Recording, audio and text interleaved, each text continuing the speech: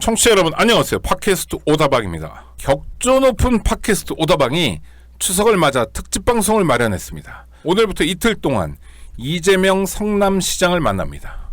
떠오르는 정치인, 새로운 정치인입니다. 이재명 시장의 삶, 생각, 그리고 내년 대선을 맞은 이재명 시장의 포부까지 들어봅니다. 오늘부터 이틀 동안 방송됩니다. 자, 그러면 이재명 시장과의 본격 인터뷰, 언제나처럼 서혜성 작가와 저 오창익이 함께합니다. 지금부터 시작합니다. 들어보시죠.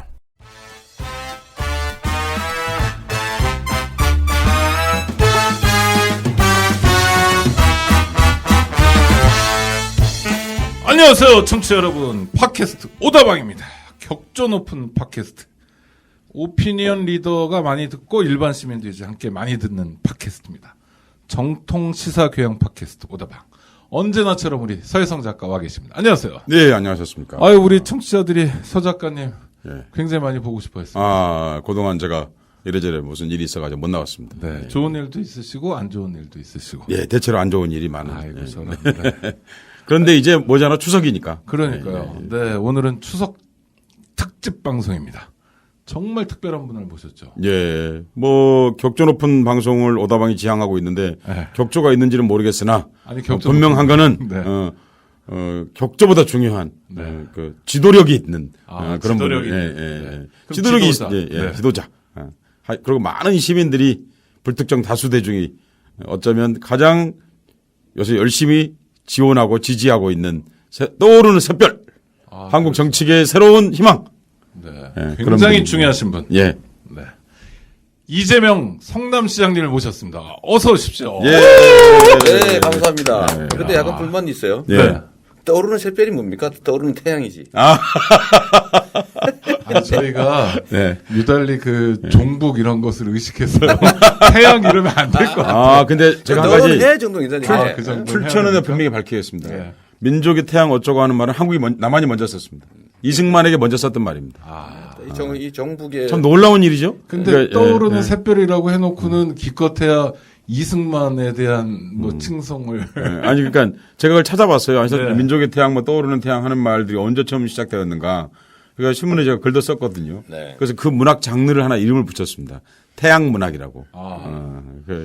진짜 좋은 말들이 남북한에서 두루 사용돼 아니 나쁜 그 의도로 좋은 말 사용돼. 놔두고 왜 하필이면 샛별입니까? 그리고 예, 떠오르는 태양 하든지 아니면 뭐 좀 종북에 피해 의식이 있으시면 떠오르는 해 뭐 이런 거 하면 되지. 앞으로 좀 그래 주시면 고맙겠습니다. 사실은 정치가 그렇죠. 정치가 사실은 태양 같아야죠. 그러니까 태양 사실 근대 시민혁명의 핵심적인 용어이기도 합니다. 사실 태양이란 말은. 저는 뭐 얼마 전 언론 보도 보고 약간 뭐 당연한 건가 늦은 건가 아니면 놀랄 일인가 그랬는데 대선 후보 지지도에서도 굉장히 많이 이렇게 올라오신 거죠. 아니 만족할 만한 그건 아닌가요? 하여튼 그래도 그 정도는 아닌데 5몇 %. 네. 오늘 발표된 자료로는 뭐 5.9% 그래서 네, 제가 네. 5.8%인 박원순 시장을 제쳤다고. 0.1%. 그래서 서울시하고 성남시하고 사이즈 차이도 있고 중앙대 지역인데 네. 기초자치단체장으로서 유일하게 지금 대선 후보 이 서베이에 들어와 계신 네. 거잖아요. 그리고 서울시장을 제낀 아주 유력한 아니 0.1% 한꺼번에 잠깐 다음에 어떻게 될지 전혀 알 수 없는. 아니 사실 왜 그 말씀을 하지 않을 수가 없는데 왜 그 대중들이 높은 관심을 갖고 있다고 스스로 생각하시는지요? 뭐 기존 정치 그에 대한 실망 그리고 새로운 변화에 대한 갈망 뭐 이런 것들 아닌가 싶어요. 그러니까 그 정치라고 하는 게 주로는 정치 집단이 해왔는데 네네. 그 대중들과는 괴리돼 있고 네. 대중들의 의사가 제대로 반영되지도 않고 현장에 있는 삶은 현장에서의 삶은 정말 고통스러운데 이게 정치에 반영되지도 않고 소외되고 실제로 주인이라고는 말만 하지만 실제로는 뭐 대상화되어 있는 이런 상황을 근본적으로 한번 바꿔보고 싶은 열망이 있는 것 같아요. 그것이 이재명이라는 정치인을 통해서 투사되고 있다.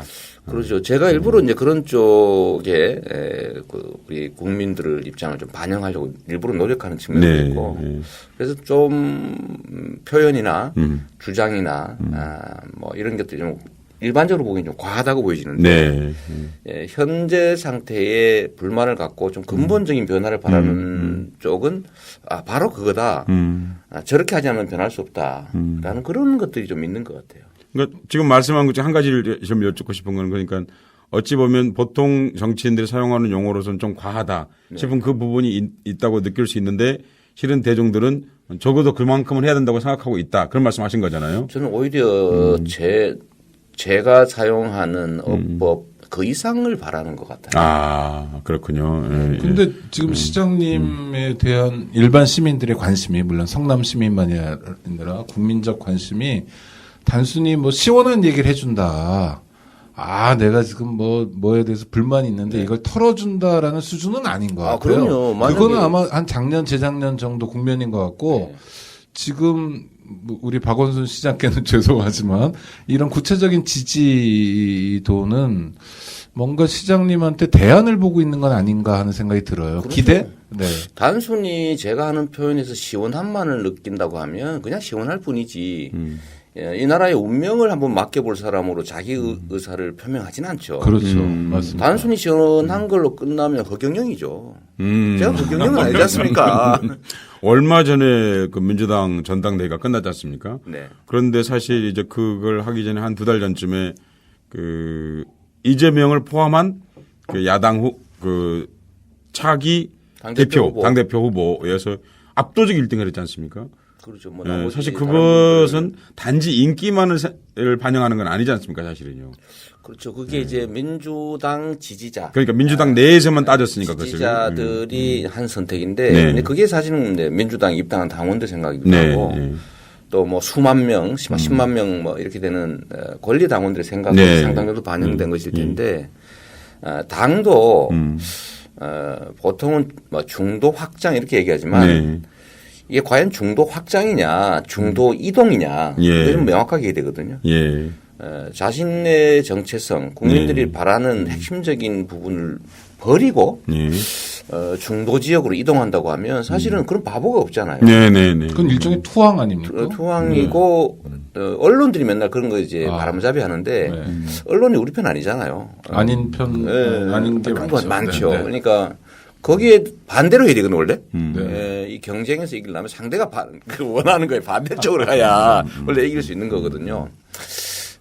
그런 면에서 당도 좀 근본적으로 다른 좀 모양을 한번 보고 싶었던 그런 열망이 뭉쳐 있었던 거 아닌가 싶어요. 사실 이제 그 말씀 하셨으니까 토를 하나 달면 사실 중도 확장이라는 말은 정치적으로 성립하지 않는 말이거든요. 입장에 따라 다른데 저는 그 생각에 동의하죠. 그러니까 이 자신의 정체성을 확고하게 하고 그것이 확산되면서 중립지대 중도 지역에 있는 사람들까지 공감하게 하는 것이지 아니 자기의 핵심적 주장을 버리고 중간에 어정쩡한 태도를 취하게 되면 그게 동의를 받는 게 아니라 떠나버리게 되죠. 그렇죠. 둘 다 있는 거죠. 중도 확장을 한다면 저는 그 말이죠. 정당이 필요 없는 거죠. 네.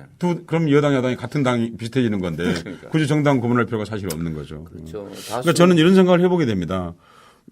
이 말씀 이제 2가지 말씀을 드리는 건데 아까 지금 오창익 선생이 질문을 드렸던 한국이 중요한 그 대안적 인물로 대중들이 생각하고 있는 게 아니냐 하는 질문을 드렸고 두 번째는 실질적으로 그것이 나타났던 것이 더불어민주당의 당대표의 예상 후보군 중에서 압도적 그 일위 지지, 흔히 말해서 이제 친노 혹은 친문당 어떤 개파의 중심적 정당으로 되어 있음에도 불구하고 그 당에서도 특별히 무슨 파당을 갖고 있는 분이 아닌데도 불구하고 가장 높은 지지율을 나타냈다.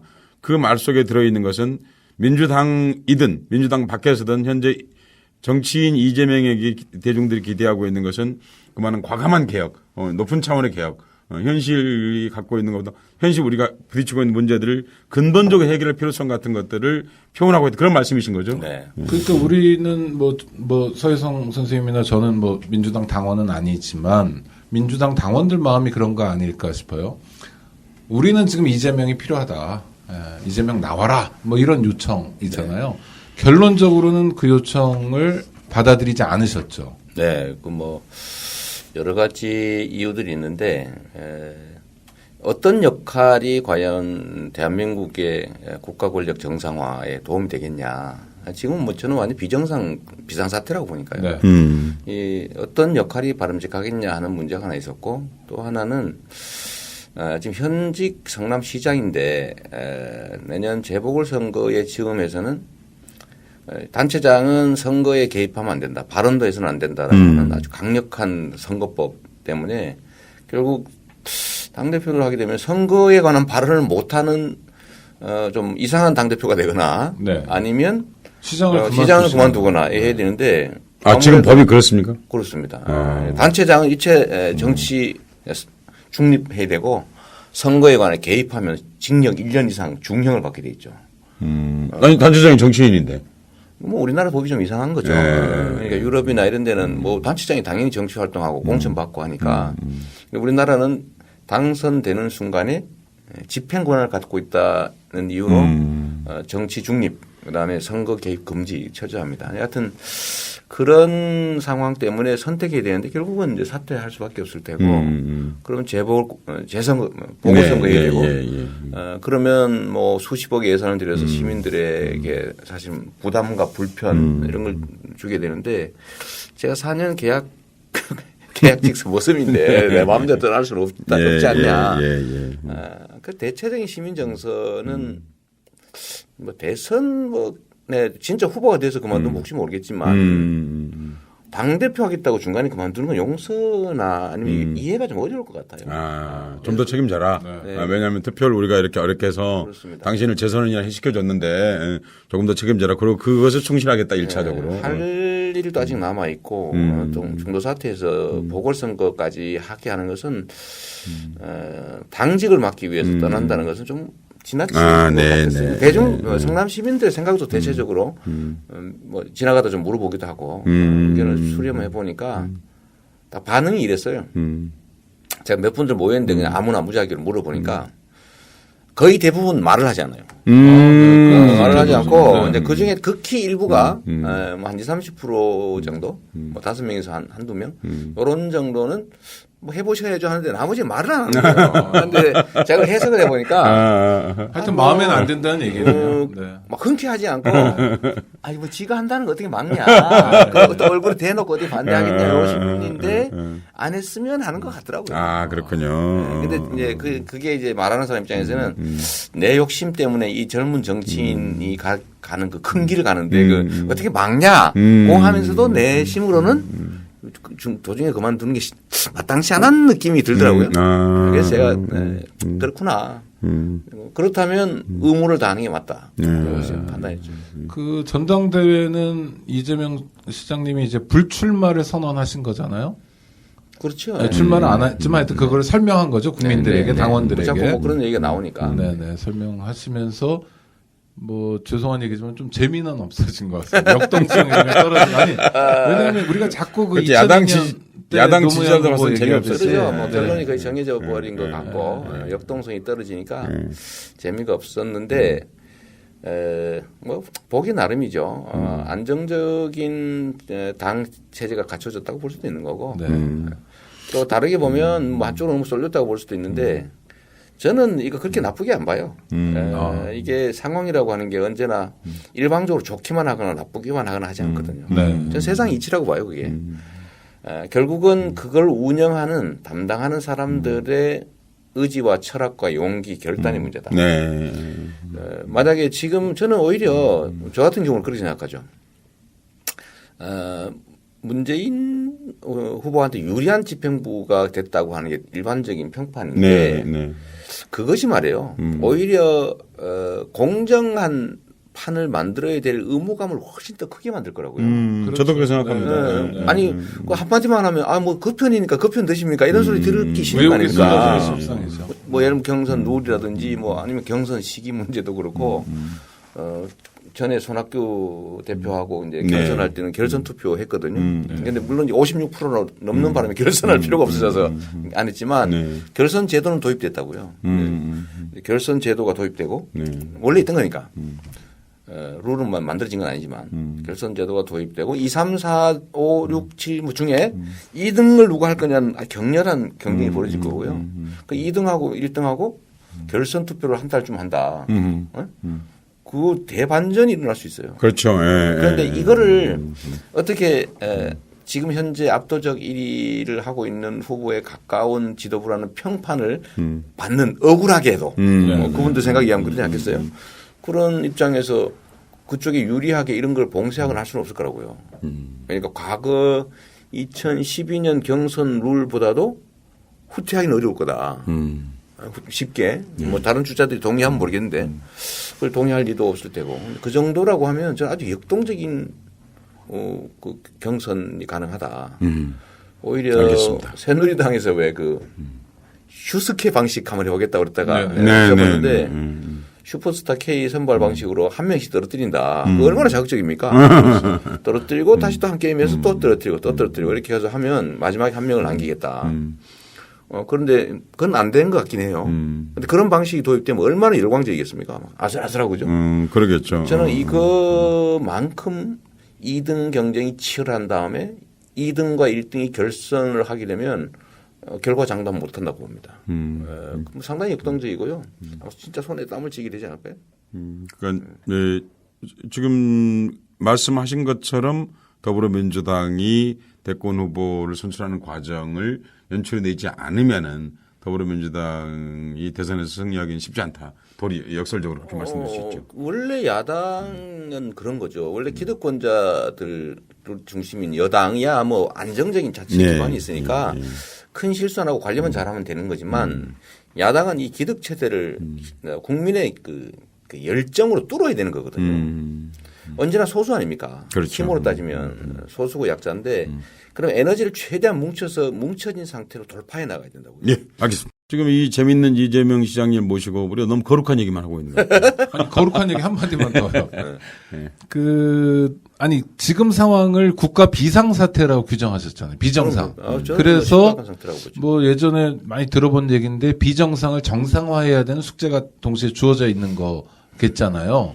그거 박근혜 대통령이 좋아하던 말인데 네. 그분은 원래 말만 하니까 네. 그분이 한 좋은 말을 저는 실천을 하고 있죠. 네. 예를 들면 증세 없는 복지 이런 거. 그분은 복지 없는 증세 그래서 하셨는데 시장님께 여쭤보고 증세 싶은데. 없는 복지도 네. 하고 비정상의 정상화도 제가 해야 지금 되리라고. 상황에서 국가 비상사태라고 규정하는 몇 가지 근거만 들려주실래요? 저는 딱 그 한 말이 떠오르고 있는데요. 네. 일단 대외적으로 볼 때 보면 대한민국이 국제 충돌하는 세력들 간의 전쟁터로 전락할 가능성이 매우 높다. 사드 등 비롯해서. 사드 네. 문제도 그렇고요. 이게 남북 간의 대결 구도를 이 집권 세력이 자기 정치적 기반으로 이용해 왔잖아요. 근데 네네. 이게 잘 안 먹히게 됐거든요. 이게 잘 안 먹히니까 이 사람들이 결국 미국과 중국 간의 그 경쟁 또는 분쟁 이런 것들 속으로 대한민국의 운명을 던져 넣고 있는 거죠. 그러면 위험도가 올라가잖아요. 그렇죠. 근데 요거는- 통제할 수 요거는, 없는 위험. 네. 대신에 자기들 보수 세력 결집에는 도움이 되겠죠. 국민을 협박하고 보수 세력을 결집하고 권력을 유지하는 데 도움이 될 거라서 딱 그 한마디의 그 이기적인 왕족들이 네. 국민이나 나라의 운명보다는 지들 혼자 잘 먹고 잘 살다가 여기 붙었다 저기 붙었다 또 외국 군대 끌어다가 이 국민들 탄압하고 죽이고 하던 딱 그게 그 우리가 상황, 식민지가 된 네, 이유죠. 이유죠.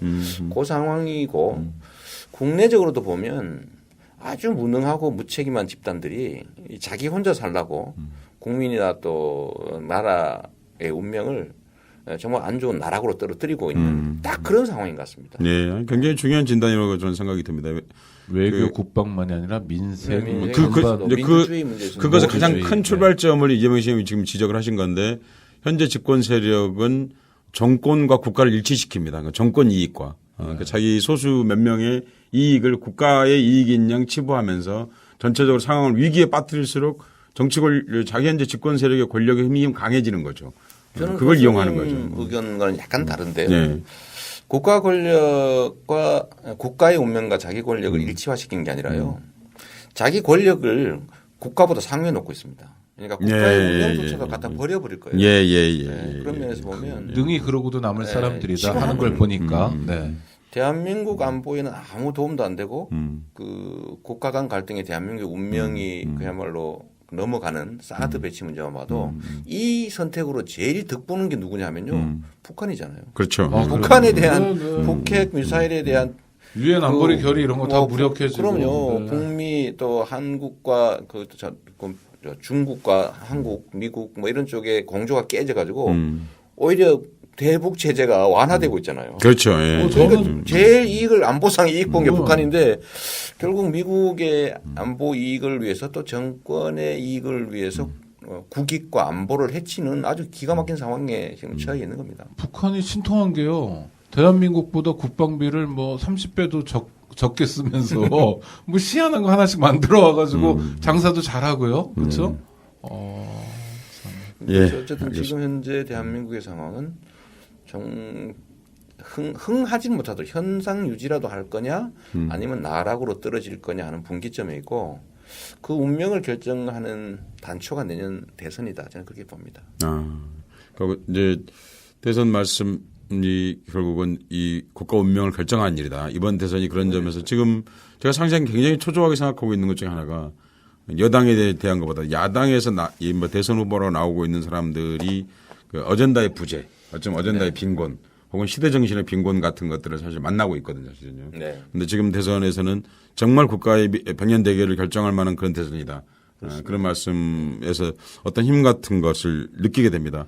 그러니까 그 시장님 제 말이 약간 수정을 해서 말씀하셨던 게 자기 정권의 이익을 공동체, 국가 공동체의 이익보다 훨씬 더 높이 놓는다. 그렇게 말씀하셨는데 그게 바로 친일파죠. 사실은 정권을 일본에 넘기고 자기의 그렇죠. 권력과 지위를 유지했죠. 그러니까요. 예. 그런데 우리 너무 지금 진짜 거룩한 거 아니에요? 분위기가? 아니 뭐 나라 얘기하니까 거룩해지는 거죠. 예. 아니, 무슨 사적인 얘기라도 좀 해보죠 한번요. 추석 시즌인데. 추석 시즌이면 마늘 까는 얘기하고 마늘 까는 얘기. 추석 시즌 되면 고향이 경상도시죠. 네, 저는 경북 안동입니다. 안동 시내세요? 안동에서 이제 예안이라고 있어요. 예안.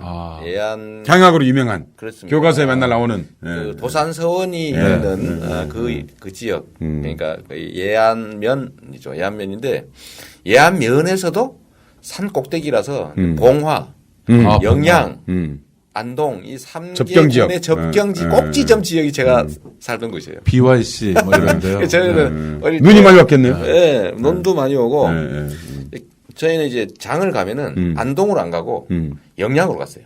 아 경계니까. 영양이 안동보다 더 가까운 거예요. 예안보다 더 가까운 거예요. 그러니까 봉화 제3면이라는데 봉화도 가고. 그럼 길도 그렇게 나 있었겠네요, 그럼요. 다 있죠. 어차피 산길로 걸어 다니니까. 뭐 안동으로 예안으로 나오려도 산길을 걸어 나와야 되고 봉화 제3면을 가려도 산길로 걸어가면 되고 산길 왼쪽으로 가면 봉화 오른쪽으로 가면 영양 뒤로 내려오면 그런 안전한 산골에 태어나셨다. 봉화 영양하고 가까운 안동에서는 언제까지 사셨어요? 제가 초등학교 졸업하고 올라왔는데 76년 2월까지 살았죠. 학년이 뭐 초등학교니까. 네. 지금 저를 학력 비하하시는 겁니까 지금? 아니 그래서 제가 아직 이재명 시장님이 이제 궁금해서 학력이 이제 국민학교 졸업이잖아요. 그러니까 지금은 초졸이라고 말씀하시죠. 초졸. 네, 초졸. 저는 초졸이란 말이 잘 입에 익질 않아요. 근데 그 나중에 이제 검정고시로 하셔가지고 대학을 가셨는데 그 찾아봤더니 3개 국민학교? 네, 3개 네, 3개 국민학교. 근데 거기에 전근하신 어떤 선생님이 글을 쓴 게 있더라고요. 그러니까 처음으로 부임하신 거죠. 네. 뭐 이제 경북교육청에서 누군가 부임을 했겠죠. 네. 그래서 찾아봤더니 그 얘기를 회고조로 쓴 거예요. 그때 내가 그 3개 국민학교 갈 때 처음 부임해서 가는데 자전거를 배에 싣고 그래서 강을 건넜다. 그렇게 쓴 거예요. 근데 정말 그걸 읽는데 무슨 19세기 그 유럽의 어떤 한 장면 신부가 어디 뭐 부임한 곳에서 처음 가는 것 같은. 그것도 뭔가 큰 잘못해가지고 쫓겨나는.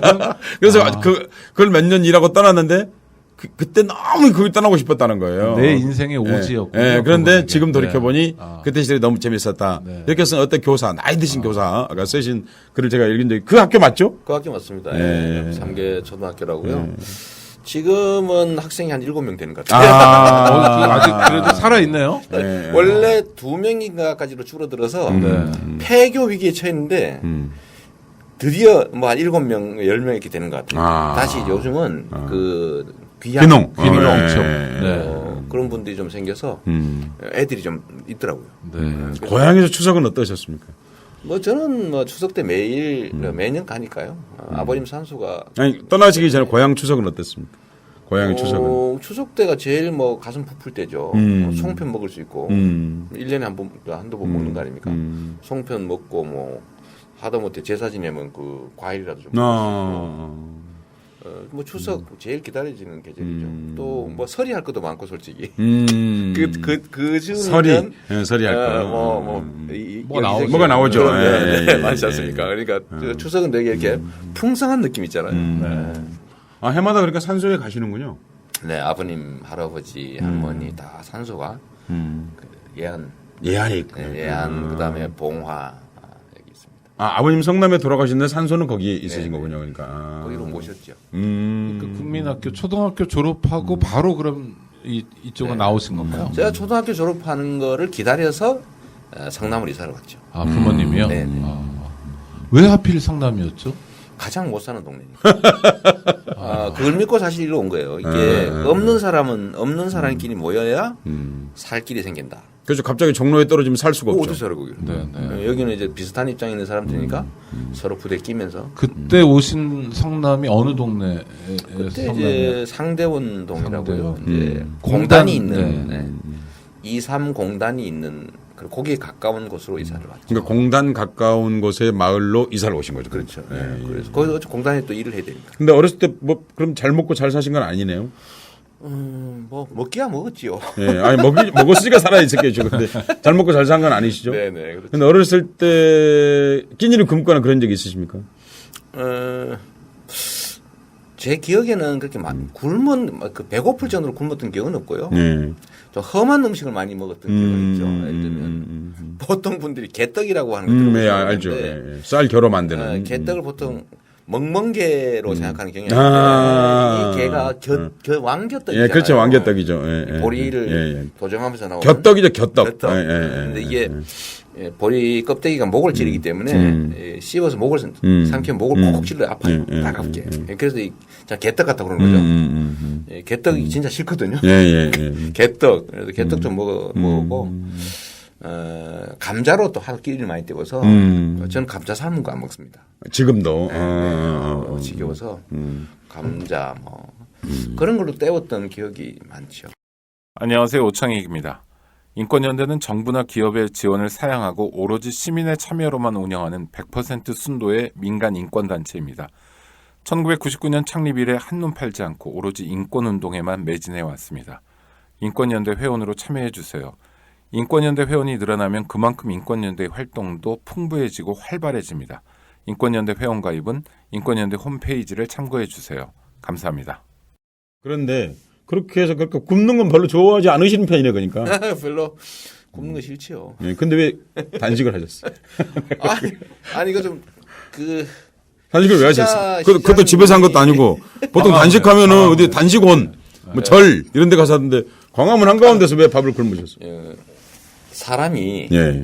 비정상적인 행동을 하면 네. 두 가지 중에 하나입니다. 네.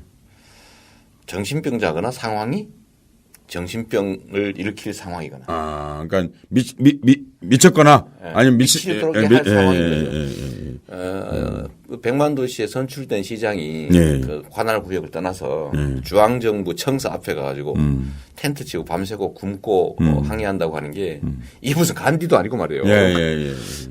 비정상적인 상황이죠. 그러니까 이거 솔직하게 여쭤보는 거예요. 뭐냐면 그래도 이재명 정도면 할 말을 다 하고 그리고 시민들 지지도 있고 그런데도 뭔가 의사 전달이 안 됩니까? 그렇죠. 전혀. 안 됩니까? 무엇이 전달이 그렇게 안 되는 겁니까? 이게 지방자치라고 하는 게 민주주의를 배우는 장이기도 하고요. 또 그 민주주의를 내실 있게 만드는 그런 아주 중요한 제도인데 이게 원래 독재자들 입장에서 보면 되게 불편한 거예요. 말을 안 듣잖아요. 저마다 독자성이 있으니까. 민주주의라고 하는 게 그 구성원들이 생각이 다 다를 수 있다. 구성원들이 다 그야말로 우주의 무게를 가진 존귀한 존재다라는 걸 인정하는 전제에서 출발하는 게 민주주의인데 그게 딱 개성 있고 말 안 듣고 하면 이게 소위 권력을 가진 사람 입장에서 불편한 거예요. 그래서 그 독재를 하게 되고 원래 자연스러운 입을 막고 자연스러운 건데 그들은 불편하죠. 지방자치도 마찬가지예요. 어. 정부에서 하라는 대로 그냥 하고 뭐 공사업체한테 돈 좀 많이 줘라. 공사업체 불쌍한데 시민들 세금 뭐 아깝냐 막 줘라. 이런 지시를 하면 따라야 되는데 이 성남시장 이 인간 안 따라온단 말이에요. 복지정책 취소해라 그래도 뭐 취소도 안 하고 하지 말라는 것만 자꾸 하고. 어떤 복지 정책을 정부가 취소하라고 그랬습니까? 좀 구체적으로 말씀해 주시죠. 성남만이 아니고 전국의 모든 독자적 복지정책 1,500개 정도를 금액으로 한 1조 원 정도 되는데 네.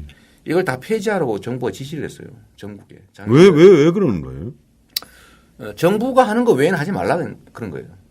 에? 그러니까 지금 현 정부가 그래요. 그래서 이거를 그러니까 지자체에서 뭐 영남, 호남, 충남 뭐 할 것 없이 동네가 다 다를 거 아니에요. 다마다 다르게 자기에게 맞게끔 하고 독자적으로 있는 추진하고 있는 게 1,500건쯤 된다. 네, 그거를 네. 다 없애라. 그런 지시가 정부에서 나갔군요, 하는 그러니까. 거예요. 그래서 저희가 헌법재판소에 각 자치단체들이 소송도 하고 있는데 네, 여튼 그러다가 이 사람들이 아예 성남시고 뭐고 간에 이 재정을 다 뺏어가지고 정부 지원 없이는 시정을 할 수 없는 상태로 만드는 그 시행령을 만든 거예요. 아하. 그러니까 이게 지방자치라고 하는 게 살아야 민주주의가 사는 건데 성남시가 독자적 시정을 하는 이유는 성남 시민들이 세금을 많이 내니까 네, 땅값 네. 비싸고 건물값 네, 비싸니까 네, 많이 내잖아요. 정부 지원 없이 운영이 가능한 상태가 돼 있고 정부 지원을 안 받다 보니까 정부가 하는 압박 부당한 요구를 성남시에서는 안 받아들일 수가 있는 거예요. 돈 안 준다 협박도 통하지가 않고 그래서 뭐 예를 들어 청년 배당이니 뭐 노인 복지 사업 또 보육 조금만 구체적으로 얘기해 주죠. 청년 배당은 뭐 너무 알려진 일이고 그다음에 노인복- 산후조리 지원 산후조리 지원을 해주는 겁니까? 50만 원씩 주죠. 50%? 50만 원씩 주죠. 50만 원씩. 원래 예, 예. 산후조리원도 만들어서 네. 무상으로 운영하려고 했는데 그것도 안 됐고요. 예, 예. 교복 무상 지원 뭐 그다음에 또 교복. 그리고 그 전부터 하던 뭐 어르신들 1년에 한 90만 원씩 용돈 벌 수 있는 용돈 사업 또 학교에 초중고에 그 소위 가외를 대체할 수 있는 이 사교육을 대체할 수 있는 각종 토론 수업이라든지 뭐 체험 학습 이런 것들 지원하는 방과 후 프로그램 지원 사업. 그렇습니다. 예, 교육 예. 지원 사업 예. 한 200억 들어가고요. 네. 또 예를 들면 뭐 어린이집 막 많이 짓고 보육료도 지원하고 성남에는 개인의 보육료 부담까지 다 없앴거든요. 아, 그래요. 애 키우기 좋은 데네요, 그러면. 근데 뭐 그런 것들을 하고 있는데 이게 정부에서 하지 말라는 거거든요. 왜 아니 정부가 그걸 다 일일이 할 수가 없지 않습니까? 그러니까 그래서 이 박근혜 정부의 특성은 지방자치라고 하는 게 기본적으로 정부 말을 안 듣는 이 반란 세력 비슷하게 인식이 되나 봐요. 이 정부의 생각을 읽을 수 있는 게 몇 가지 있는데 첫째로는 왜 국민들이 정부와 다르게 역사를 해석하지? 앞으로 모든 국민이 역사적 사건과 해석은 똑같이 인식해라고 해서 역사 교과서를 단일하게 만들고 있잖아요. 네. 언니하고 똑같이 생각해라. 그렇지. 국민의 머리를 딱 세탁을 하는 거지. 예. 그러니까 국정화. 그 다음에 나온 게 이제 교육청에 누리과정 예산을 안 줘가지고 한 4조 원 안 주니까 교육청이 아무 일도 못하게 되는 거예요. 그거 빚지고 그랬죠. 네. 그래서 교육청의 독자적 교육 사회 불가능하게 만들었거든요. 그것도 작전이죠. 내가 볼 때는 돈이 없어 그런 게 아니라 돈을 뺏어가지고 못하게. 그러더니 마지막 나온 게 지방자치단체들을 법으로 옥죄고 지시로 옥죄고 해도 잘 안 되니까 결국은 그 중에 제일 말 안 듣는 이재명 시장이 뭘 하고 있나 보고 있다가 이 인간이 한 1,000억 정도의 독자적 사업을 하고 있다. 말려도 말을 안 들으니 한 1,000억 뺏어버리자. 이렇게 해서 시행령을 바꿔가지고요. 성남 시민이 성남시 살림 하려고 내는 세금 중에서 1,000억 정도를 빼다가 다른 도시를 도와주겠다 이런 발표를 한 거예요. 아니 성남 시민들이 다 국세 다 내고 있는데 다른 도시야 국세 내는 걸로 도와줘야지. 거기다가 성남 시민이 다른 도시보다 세금을 20-30만 원씩 더 내는데 세금 더 많이 내는 게 죄가 아니잖아요. 예, 그렇죠. 정부에서 보조금, 국가 보조금 안 주는 불이익도 우리가 아무 소리 안 하고 참는데 너희들은 왜 그리 세금을 많이 내서 혼자 이렇게 독자적인 사업을 하느냐 그러면 세금을 깎으라고 그래야지. 왜 우리가 내는 세금을 다른 도시를 주냐. 예, 그래서 제가 항의를 했는데 스피커가 작아가지고 이 방송 뭐 전 시장님 잠깐만. 정리를 좀만 하면 박근혜 정부 출범 이후로 우리가 흔히 이제 뭐 길거리 가다 붙어 있어요. 뭐 누리과정 예산 없다 뭐 이렇게 붙어 있는데 교육청을 우선 사실상 돈으로 마비시켰고 그리고 이제 나아가서 지자체도 실질적인 독자성을 마비시키려고 하고 있다. 그 과정의 대표적인 걸로 성남시를 타깃으로 삼았다. 성남시와 경기도 6개시. 6개시. 예. 그 중에서 뭐 우리가 언론을 통해서 알기로는 주로 이재명을 중심으로 한 성남시가 타깃이 되는 것처럼 그렇게 보이거든요. 전에 이제 김무성 새누리당 대표가 뭐 성남시 보고 악마의 속삭임이라고. 아, 맞아요. 그런 얘기 했어요. 예. 또 박근혜 대통령이 신년 기자회견에서 성남시를 또 찍었어요. 네. 기자회견 그 질의응답할 때 네. 마음대로 복지사업 하느냐 뭐 이런 취지로. 아니, 그럼 복지사업을 누구 허락을 받고 해야 되나요? 그냥 지방자치 하지 말라 그거죠. 그분 생각은 그런 거예요. 그분 생각이 뭐. 근데 잠깐만요. 김무성 대표가 그런 얘기 하는 거는 명예훼손이나 혹은 정치인으로서 금도를 넘은 말 아닌가요? 아니 뭐 그래서 저도 똑같이 해주는데요 뭐.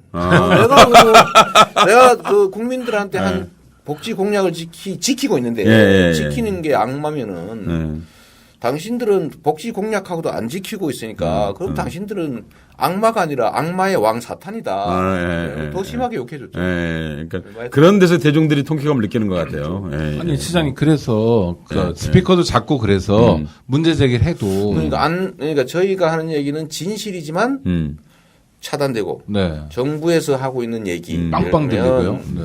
성남시가 부자라서 딴 데 도와줘야 된다. 가난한 도시 도와줘야 된다. 이런 부자 도시 프레임을 막 유포를 하니까 국민들 입장에서는 그럴듯해요. 그들 목소리 크니까 그 말이 그럴듯하잖아요. 그래서 이걸 알릴 방법이 없다. 정상적인 방법으로 알릴 수가 없으니 비정상적인 방법을 동원하기로 한 거죠. 사람들이 관심을 갖게. 나 확 굶어 죽어버릴 수도 있다 내가. 라고 하는 걸 보여주고 광화문에 가서 단식 농성을 하니까 뭐 일단은 야권 국회의원들이나 당도 움직이고 뭐 여론도 저 왜 저러지? 저 사람이 정신병자는 아닌데 정신병자에 가까운 행동을 하는 거 와서 뭔가 이유가 있나 보다. 라고 해서 정신병자라기보다 아픈 사람은 아닌데. 그러니까 저기 좀 이유가 있구나 들여다보니까 이거 맞는 얘기네. 라고 사실 공감을 많이 하게 됐죠. 그 결과적으로는 그렇고 끝날 때도 이제 김종인 비대위원장인가요? 오셔서 이제 약속도 하고 그래서 원래 단식이라는 게 시작할 때 어려웠고 뭐 끝날 때 뭐 끝날 때가 더 어렵죠. 시작할 때보다 끝날 때가 더 어렵다 이런 얘기를 하는데 하여튼 소기의 성과는 있었던 것 같아요. 이제 모르는 사람도 알고 근데 시작했을 때 뭐랄까 이게 적절한 처신인가에 대한 질문들이 있었을 거 아니에요. 주변 분들은 말렸을 것 같은데요. 당연히 시장님, 말리죠. 하지 마시라고. 말린 이유는 여러 가지가 있죠. 해서 아무 소득이 없을 거다. 청와대가 움직이지 않을 것이다. 아마 이재명이 굶어 죽으면 더 좋아할 거다.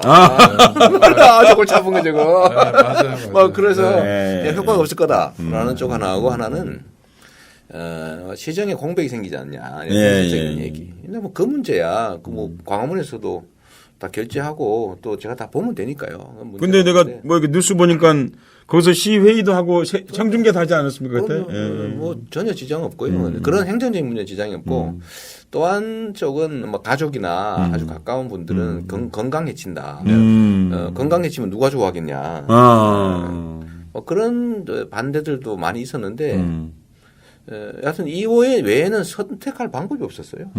어쨌든 그거 과정을 통해서 여론 환기도 많이 됐고 당도 책임지겠다고 했는데 사실 당이 마땅히 책임질 현실적인 수단은 잘 없죠. 시행령을 바꿔 줬으니까 결국은 행정 권력이 저지른 일이니까 행정 권력을 간접적으로 통제를 하거나 아니면 행정 권력을 뺏거나 두 가지 방법밖에 없는데 여하튼 요 일도 계속해 나가야 될 일이죠. 시장님 잠깐만요. 이거 아주 중요한 대목 진단을 하고 가야 될 것 같은데요.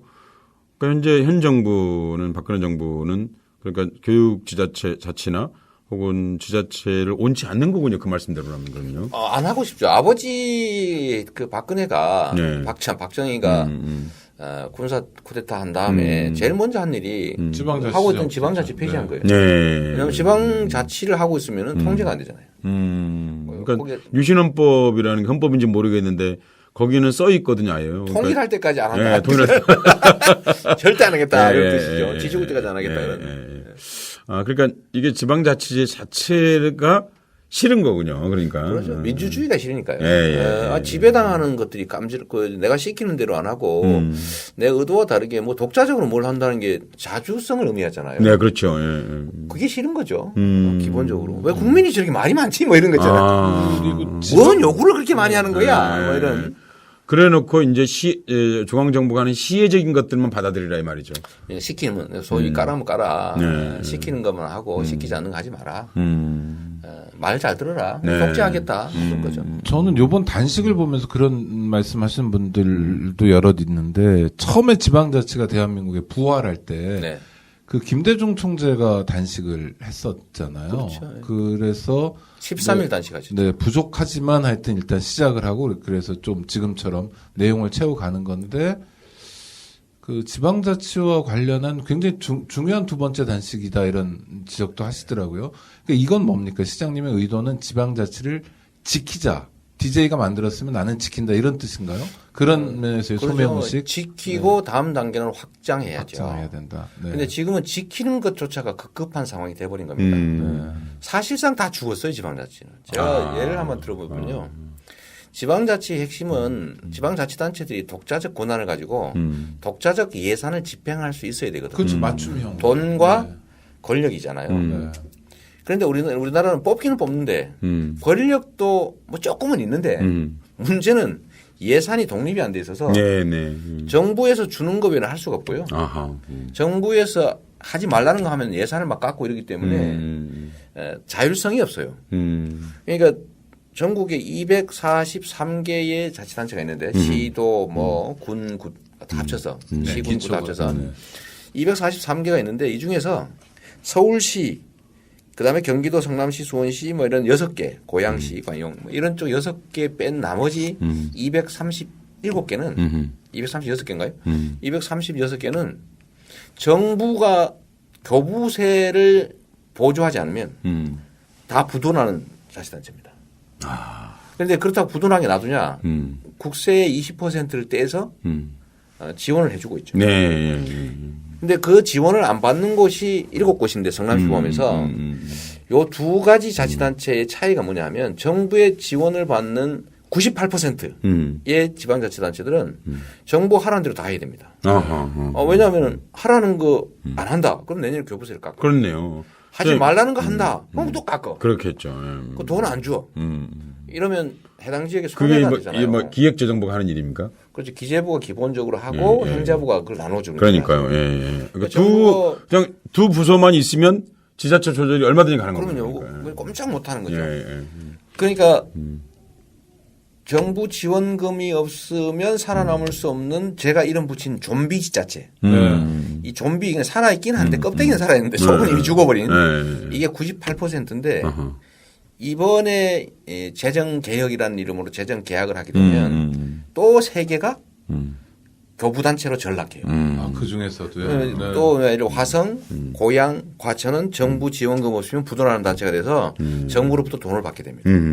그런데 문제는 쓰는 돈은 비슷해요. 금액은 비슷한데 이게 웃기게도 살림은 더 나빠요. 왜냐? 정부 돈을 받는 자치단체는 정부가 하라는 거 외에 딴짓을 하면 절대 안 되고 예산을 아끼면 안 되죠. 정부에 돌려줘야 돼. 그렇죠. 다 써야죠. 다 써야 돼. 돌려줘야 되고 계속 아껴가지고 체계적으로 낭비를 줄이면 다음 해부터 지원 예산을 줄여. 그래서 이걸 학계에서 교부세의 역설이라고 하는데요. 네. 교부세를 주면 확대하면 할수록 자치단체들은 많이 쓰면 쓸수록 이기고 적게 쓰면 바보야. 그 시민들 입장에서 알고 있는 건 연말에 보도블록 가는 거. 뭐 그런 이런 것도 거 하나의 경향이 이해하는 되죠. 거죠. 많이 아끼면 내년에 지원되는 금액이 적어지니까 아끼면 바보예요. 그렇죠. 그러니까 이게 지방자치를 통째로 망치고 예산은 예산대로 비효율적으로 쓰여지게 되고 그리고 자치단체들의 자율성은 떨어지죠. 그런데 이게 결국은 지방자치단체를 알맹이를 쏙 빼가지고 껍데기만 남겨놓고 사실상 죽인 거죠. 예를 들어 박정희는 아예 그냥 껍데기까지 죽였는데 우리 박근혜 정부에서는 껍데기를 죽이는 건 불가능하니까. 헌법에 나와 있으니까. 헌법도 나와 있고 그러니까 그걸 없앨 수는 없으니까 자꾸 야금 돈을 뺏은 거예요. 사실상 이렇게 말할 수 있겠네요. 왜 곤충이나 이런 것들이 왜 그 안에 내용물 쪽 빨아먹고 쪽 빨아먹고 땡겨가는 거. 껍데기만 남기는 진짜 그런 형국이군요. 그래서 제가 좀비라고 이름을 붙였는데 좀비 지자체가 됐다. 시장, 군수, 구청장, 시도지사를 뽑기는 하는데 정부의 의견에 반하는 말 한마디를 할 수 없는 거예요. 네. 그러면 이재명 시장님도 만약에 성남시장이 아니라 약간 밑에 쪽 어디의 시장이거나 재정 독립성이 없는. 그러면 입장이 완전히 달랐겠네요. 대정부 비판 발언을 전혀 할 수 없고요. 못하죠. 국민들 독자적 시민들한테 사업을 미안해서. 구조적으로 할 수가 없어요. 음. 그러니까 제가 많이 말씀드린 게 이 불교부 단체, 자체 세금으로 운영되는 단체들과는 다르게 네. 다른 시장, 군수, 구청장들은요 예산을 아끼면 정부에 도로 뺏기기 때문에 아하. 딴 용도로 못 쓰기 때문에 하고 싶어도 못 해요. 그러니까 이거를 해당 지역 자치단체 주민들이 시장, 군수, 구청장을 원망할 게 아니라 우리도 그렇게 해 주십시오 하려면 이 정부가 간섭을 못하게 재정 구조를 바꿔야 됩니다. 네, 네. 시장, 군수, 구청장 하고 싶어도요. 예산 아끼면 우리는 성남시 같은 경우 딴 데 쓸 수 있단 말이에요. 공사비 아끼면 그 돈으로 교복도 주고 그렇죠. 뭐, 예, 예. 뭐 초등학생 치과 의사도 대주고 아니, 대표적으로 다 하셨던 게 그거 아니에요? 뭐 할수 그 있는데 이대엽 시장이 전임 시장이 해놨던 부도 뭐 모라토리엄 맞고, 예. 그것을 지자체에서 이재명 신임 시장 당시로서는 와가지고 그 빚을 청산할 필요 교부단체가 되면 그럴 필요가 없지 않습니까? 뭐를 사실은. 갚아요, 그거. 그때 얼마 갚으셨죠? 어쨌든 저희가 한 4,700억 현금으로 갚았는데 네. 지금도 계속 갚고 있죠. 4,700억 네. 한 5천억 정도 갚았다는 건데 그 1년에 한 1,200~300억 정도 갚은 거고요. 예. 지금은 그 갚는 걸 안 하니까 그 돈으로 복지 정책을 하는데 다른 자치단체들은 할 수가 없어요. 하고 싶어도. 아무리 아껴도 아끼면 정부에 돌려줘야 돼요. 예. 계속 아끼면 내년에 깎여. 그러니까 자치단체 주민들은 우리 자치단체는 왜 이걸 못하나 하면서 시장, 군수, 구청장을 원망할 게 아니고요. 네. 정부의 지원을 받는 똑같은 돈인데 정부가 주는 색깔 칠해진 돈. 이런 방식으로 정부가 통제하는 이 지방자치를 망치는 정부를 원망해야 되는 겁니다. 네. 이게 정말 심각하죠. 심각하네요 지금 다 말씀. 죽었다. 자치는 다 너무 죽었다 이러면 상식적인 돼요. 질문인데 그런 정치자 상황- 여러분에게 좀만 말씀을 드리면 교부라는 게 무슨 얘기냐면 우리가 왜 이렇게 어디 대학을 가거나 그럴 때 원서를 이렇게 사러 가거나 그럴 때 교부해 준다고 그러지 않습니까? 그런 것처럼 뭔가 신청을 하면 내려준다 그 말이거든요. 그러니까 교부라는 말은 어떤 상위 기관이 존재한다는 뜻입니다. 우리가 지자체를 한다는 뜻은 사실 각 지자체들끼리 높고 낮음이 없이 관계의 대등성 그래서 우리가 풀뿌리 민주주의 이렇게 얘기하는 것인데 그것이 사실상 지금 이 정부 들어와서 사실상 죽어가고 있다. 거의 죽었다. 거기 그런 말씀을 지금까지 들어봤습니다. 근데 정말 말씀을 듣고 보니까 이걸 어떻게 해야 됩니까? 그럼 이 지자체 위기에 빠진 이 지자체 어떻게 해야 됩니까? 지방자치단체들의 재정 독립성을 올려야 되고요. 일단은 이런 짓을 하는 정부의 태도를 바꿔야 됩니다. 지금 정부가 안 그래도 지방자치단체들 재정적으로 어려운데 네. 희한한 짓을 하고 있어요. 네. 그러니까 자기들이 내야 될 돈, 뭐 예를 들어 기초연금 이런 거를 박근혜 대통령 공약이고 국가 사업이면 정부가 내야 될 거 아닙니까? 이 절반을 지방자치단체에 강제로 떠넘겼다고요. 성남시만 해도 그거 한 6, 700억 정도씩 네. 정부 돈을 내주고 있어요. 네. 네. 다른 자치단체도 마찬가지. 그럼 다른 자치단체는 그만큼 비용이 더 필요해질 거 아닙니까? 네, 네. 그럼 또 뒤로 줘요. 그만큼. 아 줘요 또 그걸. 아니면 부족을 하니까. 더 뒤로 주고 앞으로 빼고 뒤로 주고 앞으로 빼고 이런 짓을 하는데 결국 그거는 의존성을 높이는 거거든요. 예. 쓰는 돈은 똑같은데. 예. 이런 식으로 지방자치단체에 떠넘긴 정부의 부담이 4조 7천억이라는 거거든요. 한 해예요. 1년에. 네. 근데 성남시하고 6개 도시에서 5천억 뺏어가지고 다른 도시 어려우니까 도와주겠다 이런 무식한 소리 했는데 자기들이 뺏어갔던 거 10분의 1만 돌려주면 다 해결되는 거예요. 두 번째로는 정부가 해야 될 일을 돈을 안 주고 지방자치단체에 넘긴 게 많습니다. 그게 2조 원어치예요. 매년. 그러니까 정부가 할 일을 지방자치단체가 공짜로 하라고 자꾸 시키는 거예요. 뭐 국세 걷는 일 이런 거. 왜 국세를 지방자치단체가 공짜로 걷어줍니까? 예를 들어 민방위, 국가 사무거든요. 뭐다음에 지적 측량, 뭐 지적 관리 이런 거, 호적 이걸 왜 성남시 돈으로 해야 되냐 이거죠. 국가 사무니까. 네네. 그런 식으로 돈 안 주고 떠넘긴 일이 2조 원어치. 그러니까 이게 6조 7천억이잖아요. 정부가 그렇네요. 자기들이 계산한 거야. 예. 우리가 계산한 게 아니고 예. 정부에서 발표한 거. 그러니까 그 이유는 그렇다고 해서 그 돈을 뭐 우리가 없는 돈만 위조해서 쓴 건 그렇죠. 아니니까. 예. 결국은 정부가 교부세라는 이름으로 자기들이 꼬리 붙인 돈을 주면서 통제를 하고 있는 거죠. 그러니까 이거는 아주 정략적 의도가 깊이 들어있다고 보면 됩니다. 네, 알겠습니다. 박근혜 정권에서 그 지방자치가 뿌리 내리지 못하도록 좀 뭐 정책을 그렇게 가져간 측면도 있지만 그 전에도 그런 조짐들은 꽤 있었던 거 아닙니까? 이명박 정권도 있었고 그냥 노골화됐다, 실질화됐다 이렇게 평가해야 되나요? 아주 심해졌죠. 제가 보기에는 이명박 대통령 당시에는 그냥 현상 유지 정도였던 것 같아요. 네. 네, 현상 유지에 정부 부담을 살짝 더 넘기는 그런 정도 수준이었는데 박근혜 대통령 들어와서는 아예 지방자치를 통째로 부인하는 정책으로 가고 있는 겁니다.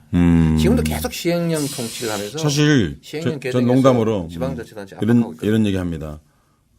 박근혜 씨가 자기 아버지를 굉장히 존경한다고 그러는데 아버지가 계속 그렇게 살아 있었으면 박근혜 씨야말로 대통령 못했죠. 아버지 아니면 전두환 오빠가 계속해서 통치하고 있을 테니까요. 지금까지. 예. 사실 6월 시민항쟁에 가장 큰 혜택을 사실 받은 사람이죠. 그 이명박이라는 사람은 사실 지자체의 가장 큰 혜택을 받은 사람이죠. 지자체 장이었기 때문에. 그러니까 처음이죠. 그리고 대통령 된 사람이. 대통령이 된 그러니까 그게 가능했던 사람인 거죠. 한 지자체 혜택을 가장 많이 받은 사람이다. 이명박이라는 사람이. 근데 그 사람 때부터 조금씩 이렇게 지자체에 좀 위험 요소가 될 수 있는 일들을 해왔다. 그런 말씀이시군요. 근데 오창현 선생님 이런 생각이 듭니다. 이재명 시장 이렇게 모셔놓고, 이 귀한 시간에 너무 거룩한 얘기만 하고 무거운 얘기만 하고 또 이러니까 좋아도 하겠지만 시청자 여러분들이 좀 재밌는 얘기. 아니, 그래서 저는 아까 초등학교 졸업해서 멈췄는데. 네. 아니, 그래서 아니, 그 다음에 궁금해요, 개인적으로. 청취자 여러분, 저희가 준비한 방송 잘 들으셨습니까? 진짜 궁금한 이야기, 이재명의 삶과 꿈과 포부. 내일 2부에서 계속됩니다. 자, 내일도 찾아뵙겠습니다. 팟캐스트 오다방입니다. 안녕하세요. 장발장은행의 대표를 맡고 있는 홍세화입니다. 200만 원, 300만 원 벌금을 내지 못해 감옥에 갇히는 분이 매년 4만 명이 넘습니다. 장발장은행은 이분들에게 무이자 무담보로 대출을 해주고 있습니다. 장발장은행을 후원해 주시기 바랍니다. 실로 모든 게 엉망으로 치닫는 듯한 세상입니다마는 스스로 아름다워지는 데에 겸연쩍어 하지 않기를 바랍니다. 고맙습니다.